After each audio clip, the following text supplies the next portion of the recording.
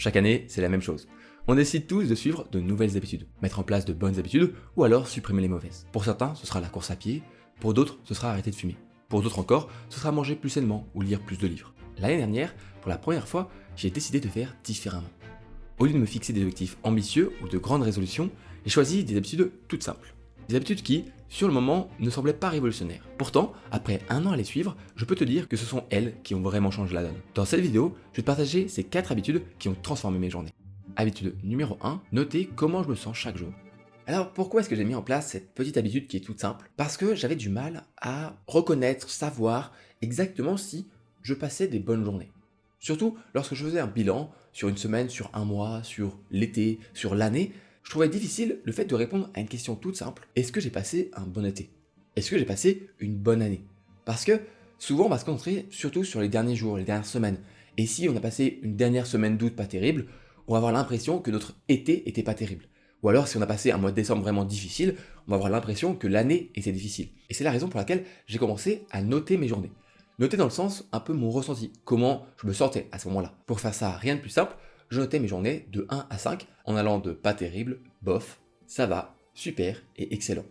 Bien sûr, c'est quelque chose d'assez personnel, c'est parfois difficile de savoir si la journée était super ou excellente, mais l'idée c'est pas forcément d'être exact, mais surtout d'avoir un peu une vision globale des journées. Et ce qui est bien, c'est qu'à la fin d'une semaine, à la fin d'un mois, à la fin d'une année, tu peux faire une moyenne des journées, ou surtout, tu peux essayer de reconnaître les patterns, les choses qui font que dans tes journées, dans tes semaines, tu vas commencer à avoir plusieurs fois d'affilée des journées excellentes, des journées super, des bonnes journées. Et ça, c'est vraiment ce qui m'a beaucoup aidé à ensuite me dire, ok, qu'est-ce qui m'a fait passer de super journées l'année dernière, et du coup, sur quoi est-ce que je vais me concentrer l'année qui arrive, l'année en cours, pour vraiment essayer de passer les meilleures journées possibles. Pour ça, encore une fois, c'est très simple. Je regardais par exemple une semaine, je voyais que j'avais que des journées excellentes ou des journées super, et je me disais, ok, pourquoi est-ce que j'avais une journée comme ça aussi excellente? Et à ce moment-là, c'était peut-être des vacances avec des amis, avec des proches, peut-être que c'était un repas que j'ai pu faire avec quelqu'un qui compte pour moi, ou alors peut-être que j'ai pu faire une activité qui me plaît. En fait, tout ça, ça me permettait de retrouver des patterns et me dire, ok, c'est ça en fait que je veux faire, c'est ça qui me donne le sourire tous les jours, donc faisons en sorte de maximiser ça l'année qui arrive. Une fois encore, c'est une habitude qui est toute simple, c'est juste noter ma journée de 1 à 5, mais moi, ça m'a apporté énormément sur une vision plus claire de ce qui me rend heureux, de ce que je veux faire, de ce que je veux faire de mes journées, pour ensuite avoir le moins de journées pas terribles et le maximum de journées excellentes. Habitude numéro 2, prendre des nouvelles régulièrement des personnes qui comptent pour moi. Le constat, je pense qu'on le connaît tous, et j'ai pu beaucoup discuter avec des proches, de la famille qui avaient quelques années de plus que moi pour en discuter, pour savoir comment ça se passait. Les amitiés et les relations qu'on peut avoir avec des personnes comme ça, elles s'effritent. Elles peuvent se dégrader, elles peuvent un peu malheureusement s'oublier. C'est comme toute relation, c'est un trésor qu'il faut entretenir et qu'il faut faire attention à ne pas le casser ou le briser ou l'oublier. Alors bien sûr, il y a des personnes qui sont des amis proches, très très proches. C'est des personnes qui, même si on les a pas vues depuis quelques temps, quelques semaines, quelques mois, quand on les revoit, c'est comme si on les avait quittés hier. En fait, c'est des amitiés qui seront peut-être jamais, on les oubliera. Mais pour les autres, et même pour celles-ci, c'est important de les entretenir. Et surtout, je sais aussi, moi qui maintenant est diplômé et qui commence à rentrer dans la vie active, la vie entrepreneuriale, la vie de salarié, etc., un peu tout à la fois, on sait aussi que c'est très difficile, c'est beaucoup plus difficile de se faire des amis après avoir quitté le collège, le lycée, les études, parce que on est beaucoup moins soudés. On peut bien sûr se faire des amis avec les collègues, mais voilà, les choses changent plus rapidement, etc. Et c'est pas la même ambiance qu'on peut avoir bien sûr pendant notre scolarité. Et on sait que c'est plus difficile de se faire des amis. Donc c'est d'autant plus important d'essayer de maintenir les amitiés qu'on a pu faire, les amitiés fortes qu'on a pu faire pendant notre enfance, notre scolarité, nos études, etc. Et c'est la raison pour laquelle l'année dernière, j'ai mis en place une nouvelle habitude qui est simplement de prendre des nouvelles. Alors je sais que pour certaines personnes, ça paraît évident, tout comme certaines habitudes qu'on va parler juste après, mais pour moi, c'était pas du tout évident. Je suis plutôt nul pour prendre des nouvelles. Pourtant, je suis les personnes sur les réseaux, j'ai les numéros de téléphone, j'ai les contacts. Mais vraiment, avant l'année dernière, j'avais du mal. J'oubliais, et même les personnes, quand on se voyait, on faisait pas merde, ça fait longtemps qu'on s'est pas vu, on s'avouait entre nous qu'on était nuls, qu'on pouvait faire mieux. Et c'est pour ça que j'ai voulu changer. J'ai voulu me dire, ok, maintenant je vais prendre des nouvelles, même si c'est pas grand chose, même si c'est un message, même si c'est juste appeler.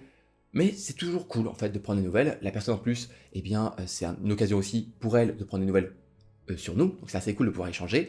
Et ce que j'ai essayé de faire aussi avec cette nouvelle habitude qui est juste de prendre des nouvelles régulièrement, avec toutes les personnes qui me sont proches, c'est aussi d'être actif, d'essayer d'être actif dans proposer quelque chose, proposer d'aller faire une sortie ensemble, aller au ciné, un resto, aller faire, je sais pas moi, du tennis, du paddle, aller faire un sport ensemble, n'importe quoi. Mais j'ai essayé de changer cette perspective et de me dire, ok, il faut que je sois actif pour pouvoir voir ces personnes-là, parce que je sais que, bien sûr, les personnes, elles ont envie de me voir, elles ont envie qu'on se voit, qu'on prenne un moment ensemble. C'est juste aussi que je sais que la plupart des personnes, bah, la vie avance, ils ont un peu la tête dans le guidon, les journées s'enchaînent, et c'est parfois difficile de penser à prendre le temps d'être actif. Alors bien sûr, je le sais parce que j'ai vu mes parents qui ont fait ça quasiment toute leur vie. Parfois, ça finit par être un peu ennuyant d'être toujours la personne qui invite, qui crée les choses, qui est actif. Moi, pour l'instant, je me dis que je préfère être actif, même si c'est toujours moi qui propose, même si c'est toujours moi qui organise, parce que le résultat à la fin, c'est qu'on se voit, c'est qu'on passe du temps ensemble. Et si pour ça, je dois passer quelques minutes à essayer de réfléchir, à essayer d'être actif, c'est pas grave. Moi, tant qu'on se voit, ça me va. Alors, l'impact, il est très simple.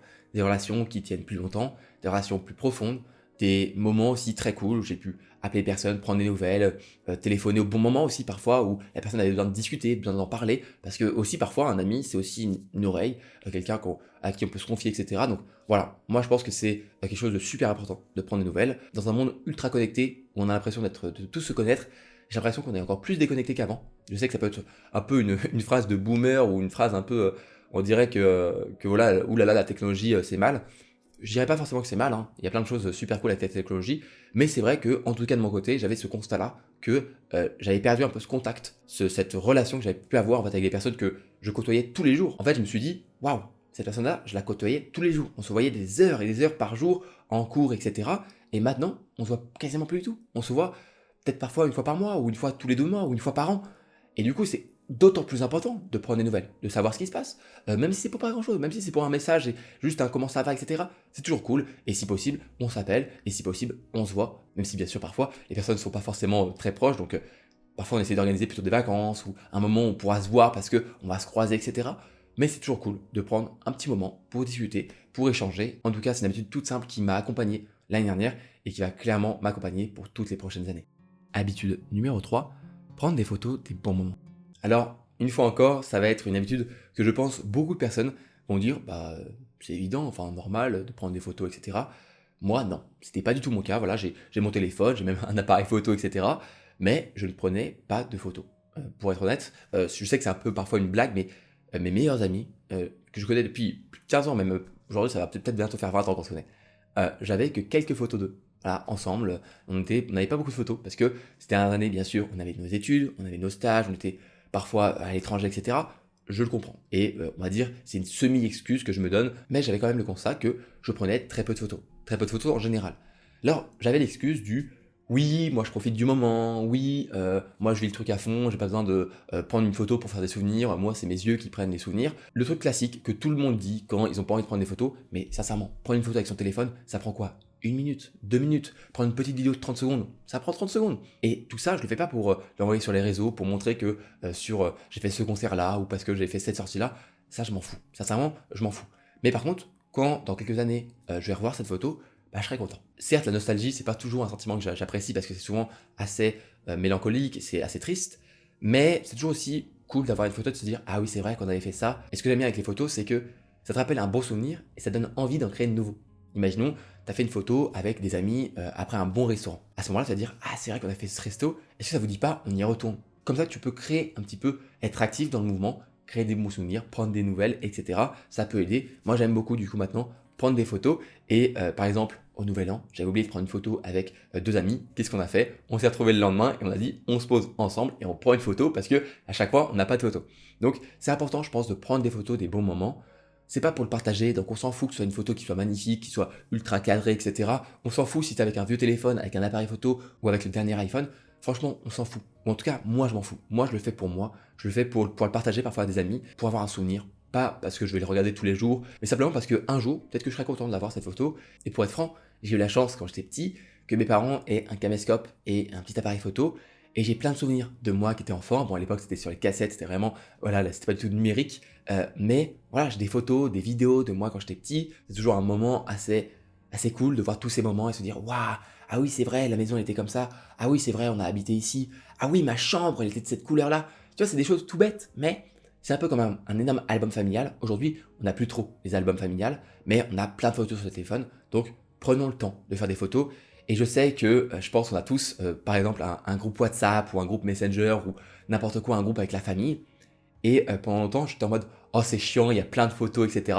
Maintenant, en fait, je suis content. Je suis content parce que j'ai aussi plein de photos de ma famille, de leurs moments, de leurs activités, et je sais que c'est ici. Et au moins, on peut se partager tout ça, et c'est aussi un moyen de rester en contact, de garder cette relation qui est importante. Donc maintenant, je prends pas non plus des milliers de photos, mais je prends à chaque fois, j'essaye de prendre une photo des moments que je passe, et je suis toujours content de le faire. Les personnes en plus, la plupart des gens, quand tu prends une photo, ils te disent quoi? Ils te disent pas «Oh, arrête de prendre une photo». Ils te disent «Tu pourras me l'envoyer s'il te plaît». D'ailleurs, si le sujet t'intéresse, je t'invite à aller voir, j'ai fait une vidéo sur le sujet il y a quelques semaines. Donc si ça t'intéresse d'aller un peu plus en profondeur sur ce sujet-là, tu pourras aller voir ça. Habitude numéro 4, être présent dans tout ce que je fais. Alors là, c'est encore une fois une petite habitude toute simple, mais c'est un peu un changement d'état d'esprit que j'ai essayé de mettre en place dernièrement. Je me suis rendu compte que dans beaucoup de choses que je pouvais faire, que ce soit le travail, mais aussi le repos, les moments entre amis, n'importe quoi, ou même quand j'étais tout seul devant un film, j'étais pas à 100% devant le film, j'étais pas à 100% dans la conversation. J'étais un petit peu dans mes esprits, je pensais à autre chose, ou parfois j'étais même sur mon téléphone.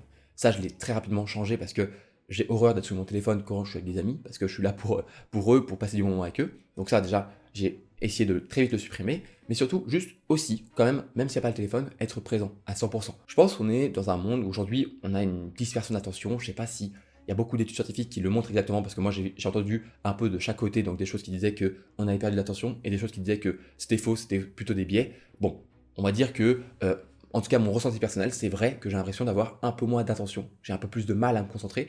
Je sais pas si c'est à cause des réseaux, je sais pas si c'est à cause de tout ça. Bref, en tout cas, mon ressenti personnel, c'est un petit peu ça. Et du coup, j'ai plus de mal à être 100% présent dans une conversation. Quand je suis avec une seule personne, c'est plus facile, mais quand on est 2, 3, 4, 5 à table, par exemple, c'est parfois plus facile de se laisser distraire, de regarder un petit peu les gens autour, etc. Donc maintenant, ce que j'ai essayé de faire, c'est mettre en place une habitude toute simple, être présent à 100% dans tout ce que je fais. Donc, quand je travaille, je suis à 100%, j'essaie de rester concentré au maximum. Quand je suis en train de me reposer, en train de regarder un film, je regarde le film, je suis à 100%. Quand je suis avec une personne, etc., j'écoute attentivement, je suis à 100% dans, on va dire, l'écoute active. Et quand je joue aux jeux vidéo aussi, par exemple, je suis aussi à 100% dans mon repos. Je pense pas au boulot, et quand je suis au boulot, je pense pas au repos. Une chose à la fois, et chaque chose en son temps. Le résultat, il a été assez simple. Franchement, déjà, une meilleure efficacité dans mon travail, mais aussi une meilleure satisfaction quand je fais des activités pour me reposer ou pour être avec des personnes, parce que je pense pas à autre chose. Je pense juste au moment présent. Je sais que c'est assez cliché à dire le moment présent, etc., le pouvoir du moment présent, mais c'est vrai à quel point c'est cool en fait de maintenant avoir des conversations plus profondes avec les personnes, d'avoir vraiment, ok, je suis avec mes parents, je les vois pas tout le temps, je les vois pas toujours, donc là je suis avec eux, je suis pas sur mon téléphone, je suis pas en train de faire autre chose, je suis avec eux et on discute, on parle de choses, etc., et je suis à 100% avec eux. C'est vraiment un déclic à avoir qui est très simple, mais qui vraiment, je trouve, est super enrichissant. Et aussi en bonus, le fait d'être plus concentré dans ce qu'on fait, d'être vraiment à 100%, je trouve que ça aide à être moins stressé, parce qu'il y a moins de dispersion mentale, on est moins à penser à plein de choses, on a moins ce brouillard mental, parce que soit on fait une chose, soit on en fait une autre, mais on n'est pas en train de penser à plein de choses en même temps, ce qui aide à avoir cet éclaircissement au quotidien, moins de dispersion, moins de stress, moins d'anxiété. Voilà, c'était les 4 petites habitudes que j'ai mis en place l'année dernière et qui vont clairement continuer cette année, qui m'ont apporté énormément, et pourtant elles sont toutes simples. Parfois, je pense que c'est dans les choses les plus simples qu'on peut avoir le plus de résultats, parce que ce sont ces petits changements qui, pas à pas, progressent et apportent énormément de résultats, que ce soit pour notre personne, pour notre travail, etc. Donc je t'invite à soit essayer une de ces habitudes, ou alors peut-être trouver tes petites habitudes toutes simples que tu as envie de suivre cette année. Et voilà, je t'invite à vraiment les noter et les suivre, parce que même si elles sont simples, elles peuvent énormément t'apporter. J'espère que cette vidéo t'a plu. Si elle t'a plu, tu sais ce qu'il te reste à faire, tu connais un petit peu la chanson. N'hésite pas à t'abonner, mettre la cloche, mettre le pouce, et me dire en commentaire quelle est ton habitude préférée là-dedans, ou quelle est la petite habitude que toi tu suis tous les jours et qui t'aide beaucoup. Je serais ravi de pouvoir lire tout ça. Et sinon, moi je te dis à la semaine prochaine pour une nouvelle vidéo. D'ici là, prends soin de toi, prends soin de tes proches, c'était Robin. Ciao.